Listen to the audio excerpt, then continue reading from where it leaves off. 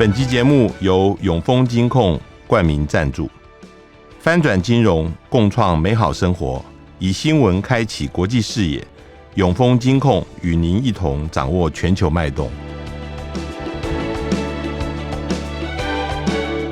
大家好，欢迎收听联合开炮，我是郭崇伦。由台北政经学院和平与安全研究中心在10号跟11号举行的台海防卫兵推，在台湾引起了很多讨论。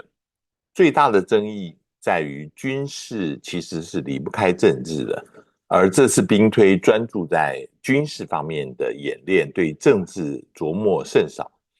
在12号上午，我访问了这一次专程来台湾来指导的前太平洋司令部的总司令布莱尔上将，主要就是谈兵推里面的政治因素，尤其是在状况推演中，美方预备跟中方来表示，如果不停止侵台，将承认台湾为独立的国家。以下是我们的访谈。Thank you, Admiral Blair, for taking your time, taking the interview. From the war game for the past 2 days, right. I got the impression that the United States would try to prevent having a direct war with PLA. At least in the first 3 phases, we are talking about 4 phases of the war games. But it seems to me there's a slippery slope in terms of once PLA decided to begin its intimidation strategy. So my question is the war avoidable? I mean, the whole design or the strategy is try to use some kind of deterrence and prevent the war from happening. But there seems to be a tendency that once the process had begun, that both sides seem to be going all the way. And with Taiwan and US and its allies, can they really stop this tilting momentum from happening? That's a very important question, and this question of escalation and escalation control is right. Always important in confrontations like this. So the factors are these. What are the positive and negative aspects for each side from escalating to a higher level of conflict? And the dynamic in the Taiwan confrontation is that China is attempting to coerce a political concession from Taiwan. Mm-hmm. That's China's basic objective, right? And so the question is, what happens if at different levels of escalation, Taiwan does not accede to that, and Taiwan does not say, okay, I give up, I will rejoin China. What does China do at that point? Because so long as China is defiant, I mean Taiwan, as long as Taiwan is defiant, China only has 2 alternatives. They either stop the intimidation or they escalate to a higher level. And so China has to worry about whether what will happen at a higher level of escalation. And the more there's escalation, the more time there is for the United States to come to the assistance of Taiwan, the more time there is for the Taiwanese people and the Taiwanese armed forces to become organized, the more time there is for international opinion to form an international action against an aggressor, China. So there is, it is very clear that China's preference is a short, successful operation which presents a fait accompli to Taiwan, and as a result of Taiwan conceding political sovereignty. So that's the balance. And when you look at it from the Chinese side and then from the Taiwanese side, I think the advantage is with the Taiwan side with American support, because the outcome from China is very high risk that their escalation will result in concessions. Right. Whereas so long as Taiwan resists, the United States supports, then China will not achieve its objectives. So I think that when you think your way through this escalation ladder, it offers few opportunities to China, and it means that Taiwan, with American support, can maintain its political independence. From the first day of the war game, the media have been focusing on the 12 nautical miles. Right, right. That is corresponding to my previous statement that people thinking, the war is going to happen, that we are going down a slippery slope, right. And then it's going to be a full-blown war. How can you convince people that maybe this is not what is going to happen? Maybe this is the first stage, and maybe the war is avoidable, and if we are doing enough preparation, maybe this will be stopped by our efforts. Right. Frankly, I am puzzled by this this fixation, let's say, on a 12-mile limit. I said somewhat in jest, but partly serious, that when you go from 11.99 miles to 12.11 miles, the color of the water does not change. Right.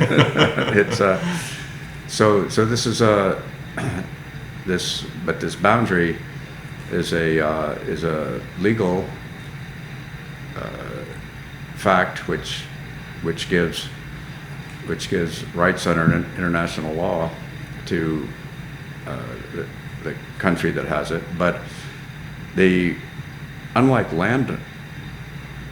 in land warfare, if there's a boundary and the army of the other side crosses it, that's a very serious invasion matter. In peacetime, in maritime boundaries, it's a provocation, but it's not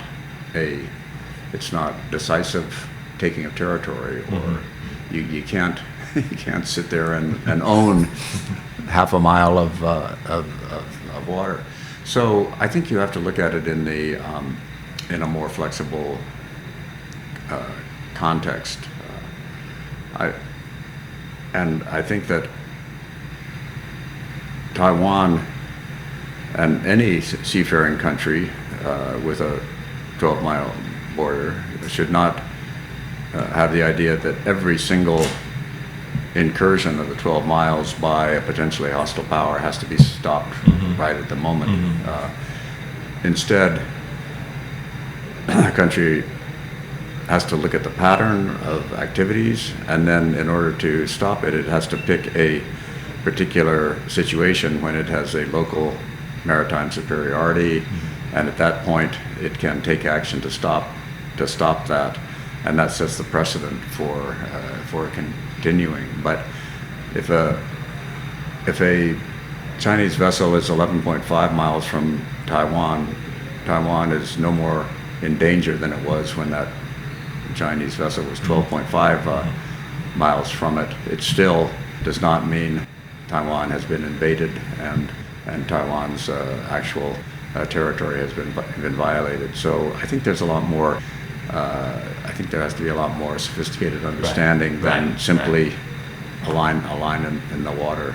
Otherwise, it gives China an advantage of just going around and making multiple probes, and the Taiwan Coast Guard and Navy exhaust themselves in responding to every single one, and that's not a game that Taiwan wants to get into. Nonetheless, Taiwan cannot allow routine loss of sovereignty as a consistent matter over a long time. So it has to pick its local situation and make its move. I mean, it's somewhat similar to the reverse situation that you see with China objects strongly to American reconnaissance flights along its border, but China does not shoot down every American flight that goes along the Chinese border. It protests, it intercepts some of them, it intercepts others, but it does not have the ability to have an ironclad keeping the United States out. So it's a much more dynamic and sophisticated question. Another thing you mentioned in yesterday's war game is that political assumption is still very important, although people are doing the military assimilations.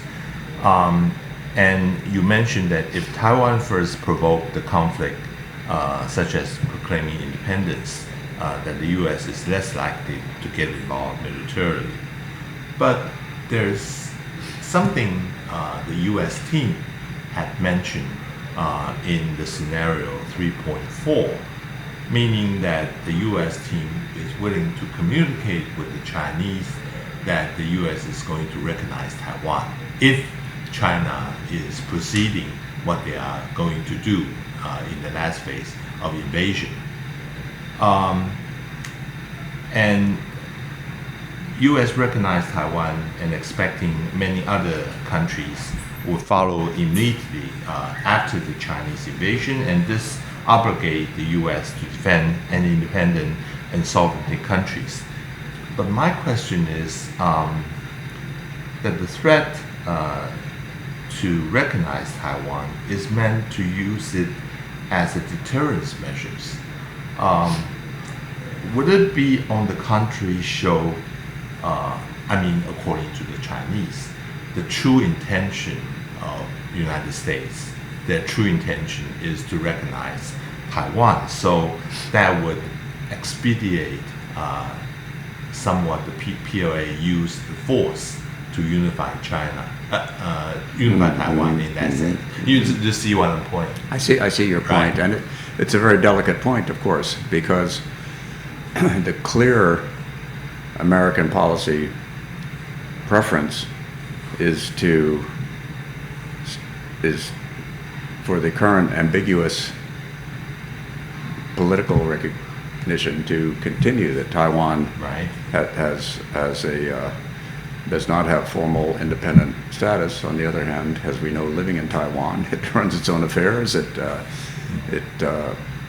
has all of the attributes of an independent state, but it has some limitations. But I think the game was a valid warning to China that if they upset that balance by taking very strong aggressive military action, there's a risk that the United States will say, okay, China, you were the one that upset this balance. We were willing to refrain from a formal diplomatic recognition of Taiwan when things were peaceful. But if you are insisting on this military aggression on China, then we are changing our policy too. And so I think that's one of the real risks that China runs by being the aggressor, is pushing the United States to a stronger diplomatic assertion of Taiwan's independence. And so and that's really the essence of the Taiwan Relations Act, isn't it? The United States is in favor of peaceful change, but we will, what does the word say? It is a matter of grave concern to the United States if there's any attempt to change by other than peaceful means. So if China starts this process of violent military change, then they risk the United States making a serious political move, and that's very much something that China has to think about before they start any aggressive action. And this if we are put in the context, there's a debate of strategy of ambiguity and strategy of clarity these days. Right. In terms of strategy of clarity, meaning that no matter what, we're going to commit to the security of Taiwan. And this seems to be the things that China is very concerned. Right. So will you elaborate on that debate? Yes. We made a decision to go from strategic clarity when we abrogated the self-defense treaty with Taiwan back after the opening to China. So we said, okay, we do not have a commitment to defend Taiwan the way we do NATO or Japan or the other countries with which we have. But we do have a commitment which is, depending on the circumstances, amounts to the same thing, which is if China takes unprovoked aggressive action, then there's a high probability the United States would come to Taiwan's assistance. And it's no secret that we did that in order to offer a possibility for having a better relationship with China. So it's a delicate relationship. Taiwan has a huge economic relationship with China. It has a somewhat limited diplomatic. The United States now has a full diplomatic relationship with China. We have a big economic relationship with China. The United States has a strong economic relationship with Taiwan, but we have a limited diplomatic and political relationship. So it's a sort of unique balance. But if China attempts to upset this balance by, there's no more unambiguous act than military aggression, right? So if China chooses to take an unambiguous military act, then I think it is more likely that the United States in turn will drop the ambiguity and oppose Chinese use of force. So it's a complicated, delicate balance, but for 50 years now, it's managed to keep the peace while Taiwan's had this marvelous opportunity to develop. Taiwan is prosperous. It's become a democracy. It just is a real success story. But because of the historical reasons, it's not able to develop all of the rights of an independent country in the American policy. I think it's in every it's in the American and the Chinese and the Taiwanese interest, until things change in China, to maintain this somewhat complicated situation. I tell my Chinese friends when I go visit China, I said, Taiwan will be glad to join you when you make it attractive for them to join you. When it's true. And it's not just economics. Right. Shanghai, right. Beijing, very prosperous places. They look like Taipei, but Chinese people cannot do the things that Taiwanese people take for granted. Join a party. Right. Speak freely. Have independent news people like you. So I say, China, if you really want Taiwan to peacefully rejoin your country, you have to make the attributes of a normally functioning democratic country. And until you do that, the Taiwanese don't want to join you, and the United States doesn't want them to join you either. So but in order to maintain that, what it boils down to is Taiwan must maintain a military capability to defend itself, and the United States must maintain a military capability to assist Taiwan, and if we do it right, that combined military capability will make China realize that it has nothing to gain, a lot to lose by military aggression, and therefore, peaceful secure, life can go on. That's our challenge. You were the commander-in-chief of PECOM when the Hainan incident happened. Mm-hmm. And what kind of lesson you learned from that crisis? Had the communication and prevention mechanism improved over the years? Gosh, let me think. Well, the first lesson I learned, I think, and my first conclusion was when I received the news that this Chinese airplane had run into our airplane, was that this was an unintentional mistake by China. This was not something that the Chinese government had planned in order to cause an incident with the United States. But as a commander-in-chief, did you have the experience that those kind of near collusion had almost had happened before? I mean, there are several dangers. Yes. Right? And in fact, I had sent a message to our defense attaché in Beijing and instructed them to approach the Chinese government and say, listen, some of your airplanes are behaving in a very dangerous manner, and you need to tell them to stop. Right. Well, clearly, they did not. They did not instruct their pilots to do that, and this particular pilot of this plane thought that he would enforce Chinese sovereignty by trying to buffet an American airplane. So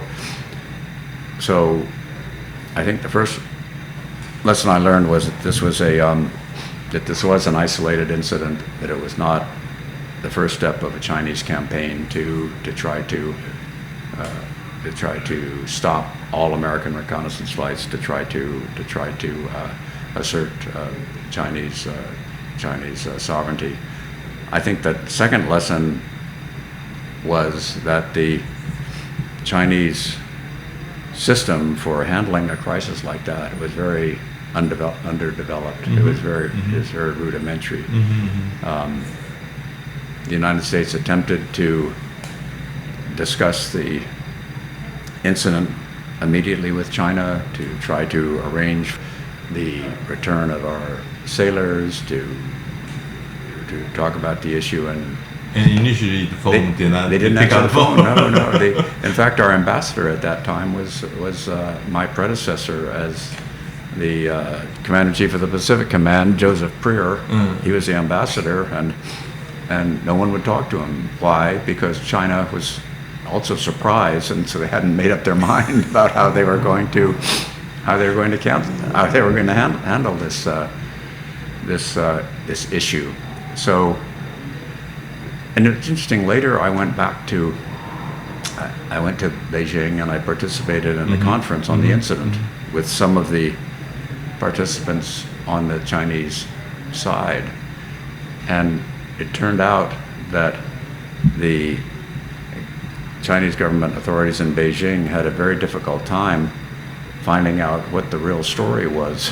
So they had one report from the PLA Navy, they had one report from the governor, they had one report from the Communist Party secretary, they had one report from the Air Force, and so they sat there in Beijing saying, we really don't know what happened. So it was a confusing incident. But then, of course, very quickly, all of the issues of national pride, whose fault is it, who is going to apologize, all of that came into play, because the United States, from our point of view, we were not going to admit that our plane was a threatening, because it wasn't true. So we weren't going to say it. Reconnaissance. It was an unarmed reconnaissance plane on a routine flight that had been done many times before. But the Chinese, from their point of view, once they figured out what happened, they still were not going to admit that their pilot had made a mistake. So they insisted on all of this false narrative of, they lie. They tell things that aren't true.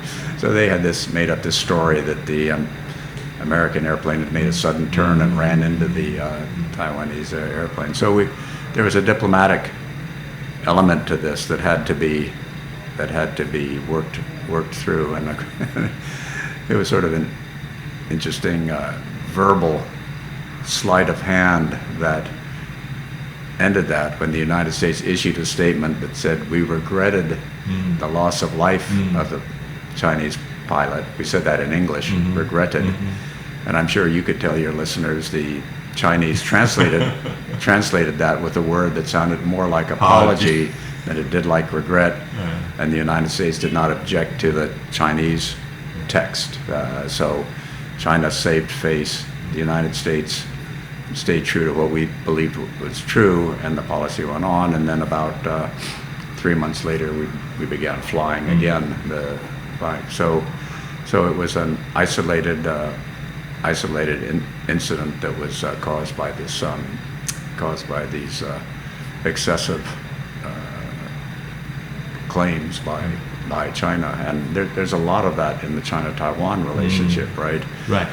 This is the question I'm asking, because after 2022 Speaker Pelosi visit, right, more and more plane crossing the middle line, right, and we are very concerned that similar kind of things may happen, right, or one of the POA plane, they may malfunction and right, fell into this side, on Taiwan side of the sea.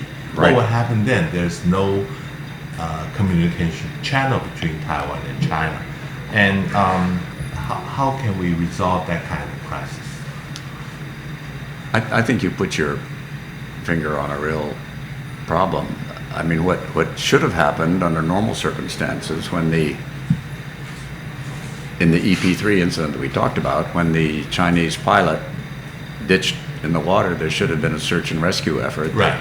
That whatever ships or planes are in the vicinity should be looking and trying to capture them. And the same thing should be true between Taiwan and China, because both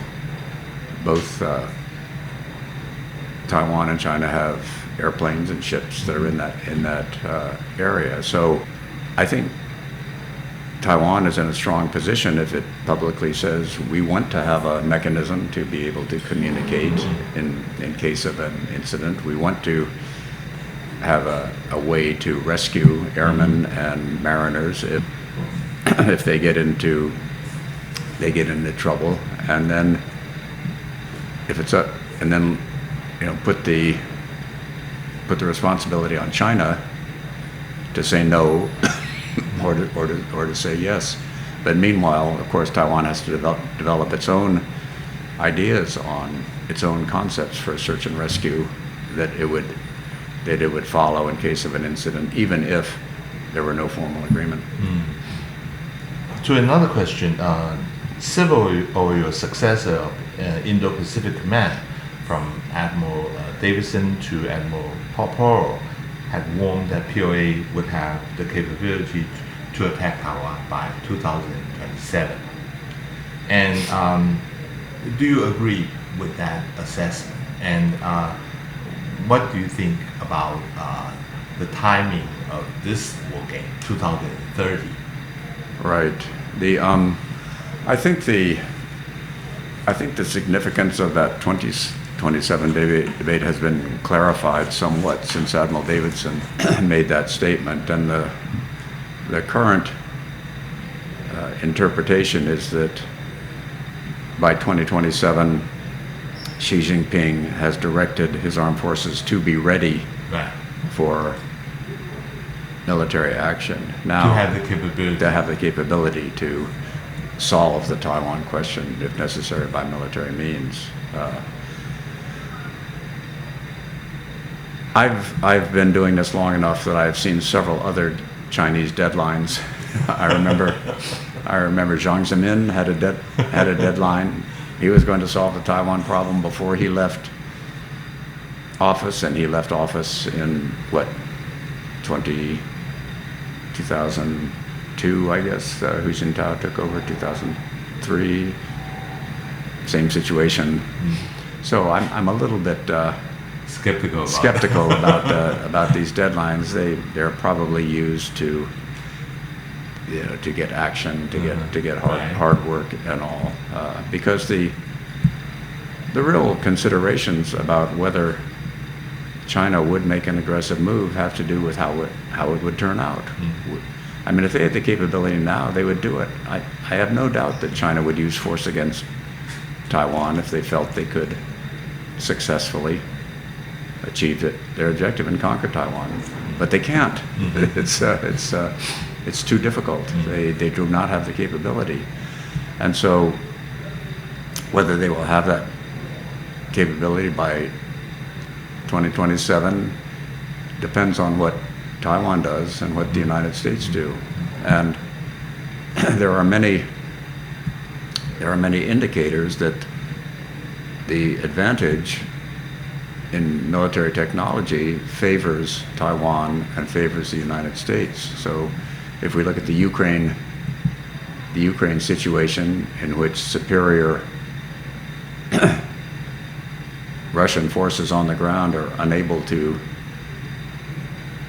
successfully advance against inferior but tough defending Ukrainian troops, you think, if China is Russia and Taiwan is Ukraine, that can't be very comforting for the Chinese. Similarly, the increase in the vulnerability of very big traditional military platforms has been shown by the Ukraine war. As you know, the Moskva cruiser in the Black Sea Fleet was destroyed by an anti-ship missile. And when you think about what China would have to do to invade Taiwan, there are a lot of very big vulnerable ships that they would have to use, and Ukraine has demonstrated that these ships are very, very vulnerable. In fact, there's been talk about the vulnerability of American aircraft carriers if they came to support this war, but an American aircraft carrier operating hundreds of miles away from Taiwan is a lot different from a Chinese amphibious ship that has to come up within 10 miles of the Taiwan shore. And so I think that military balance is shifting in Taiwan's favor as well. So I see lots of trends that if Taiwan continues to increase its defense budget, continues to train realistically, continues to adopt innovative tactics of the type that were recommended in its overall defense concept back several years ago, that it adopted, that it can ensure that for the indefinite future it can maintain deterrence.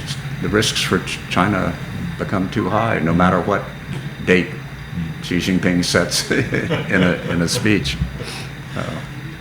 I want to ask something, a more personal question. You were the sixth generation of Navy officer in your family, right.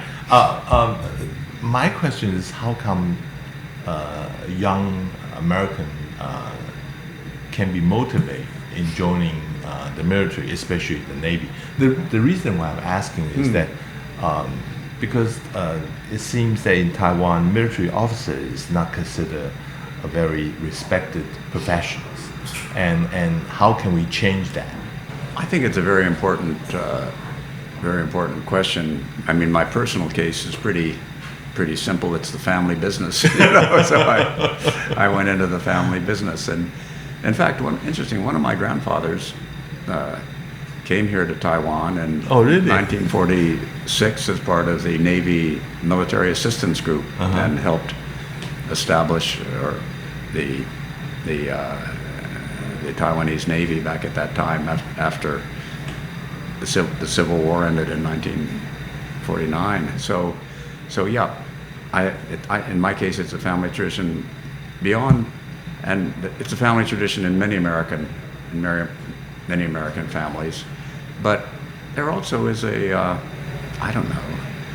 sort of a patriotic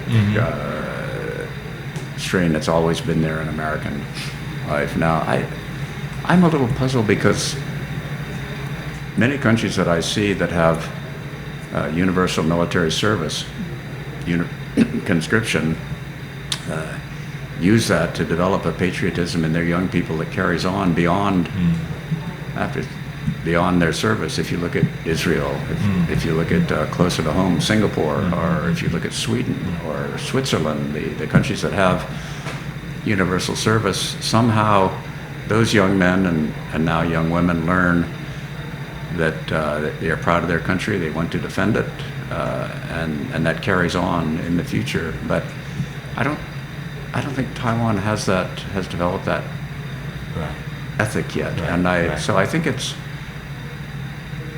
seems to me that military service is looked at more as a duty you have to do, but you don't enjoy it, and so on. So I think it's up to the Taiwanese armed forces to change that experience for those people, so that it's a more positive experience that it carries on.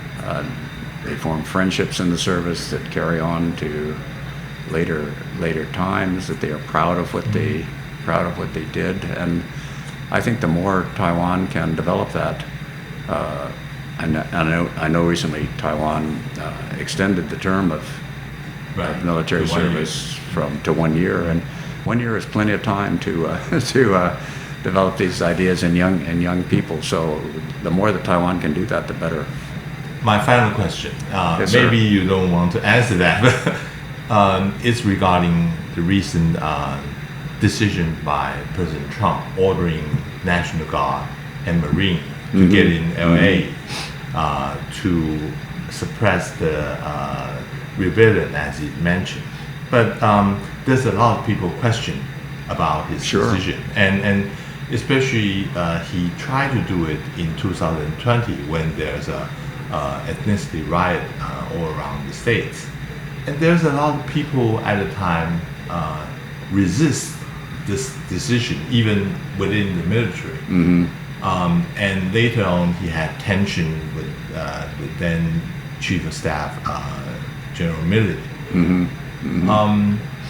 So, do you care to comment as a former military officer, and especially this is coming from the Commander-in-Chief, but there's still a lot of people are questioning the legitimacy of this kind of order, and I think a lot of people is not really comfortable in answering those questions, especially it's political. But I was wondering whether you can. No, sure. I can tell you, give you a few observations on that. I think it's true that no American who serves in the armed forces wants to use military power against our own citizens. That's just incorrect. I joined the armed forces to defend my country, not to fight against my own people. So that kind of is the underlying sentiment. And so if you look at the American laws, there are very careful laws that have been passed that says there are circumstances in which the armed forces can be used for domestic emergencies, but there are limitations, and there are safeguards. The one that we all in the armed forces feel proud of is disaster relief, assistance, all of those sorts of activities, and we're happy to do that because we're helping our citizens. When it comes to standing in a line with a face shield and a shield and a water gun and rubber bullets and confronting our citizens, we don't like that. That's not something we enjoy doing. So it has to be a pretty serious incident to justify that. So, and there have been those incidents in the past. If there is rioting, violence, looting that reaches such a scale that the local police cannot handle it, then of course the United States, like other countries, will use its soldiers and Marines to stop it. So the question is the situation in Los Angeles right now so serious that it needs the deployment of troops, or is it not to that point? And that's where this political action is. And provided that the governor of California is not asking the president to send in National Guard. Right, and that's a good indicator, but it's not always been true in the past. Sometimes we have deployed troops even when the local authorities don't request them, and it's primarily begin because of policy differences.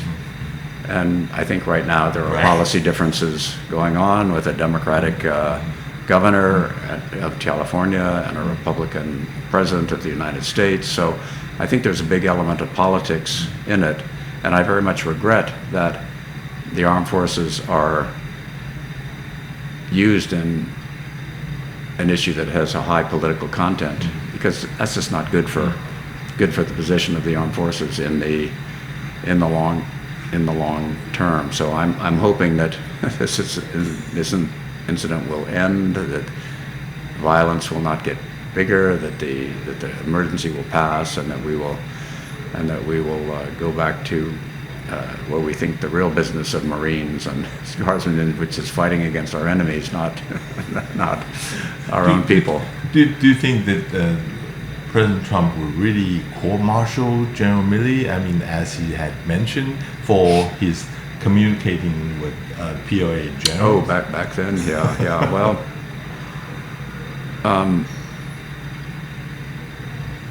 now General Milley's retired.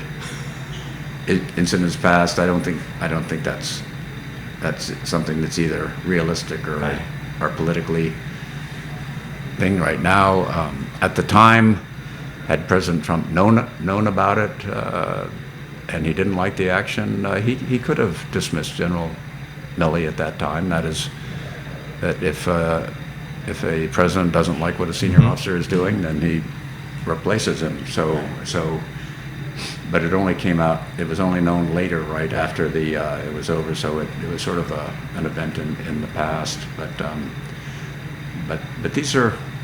But any phone call between, the American top general with the Chinese or PLA have to go through a lot of people. I mean, it's not just one person calling the other. I agree, yeah. You have a team of... people, interpreters, right. Permission to use the phone, and also, so I think there are I think you're right. I think there are many details of that incident which we don't know about publicly, which probably were pretty important. But I think it was probably a pretty small incident in the past, which I don't think is a good idea to pull back up and try to do something about it now. Thank you very much. I enjoyed it, Mr. Cole. Good to talk with you. Come back again to Taiwan. I hope so. Thank you. Good to talk with you. Yeah.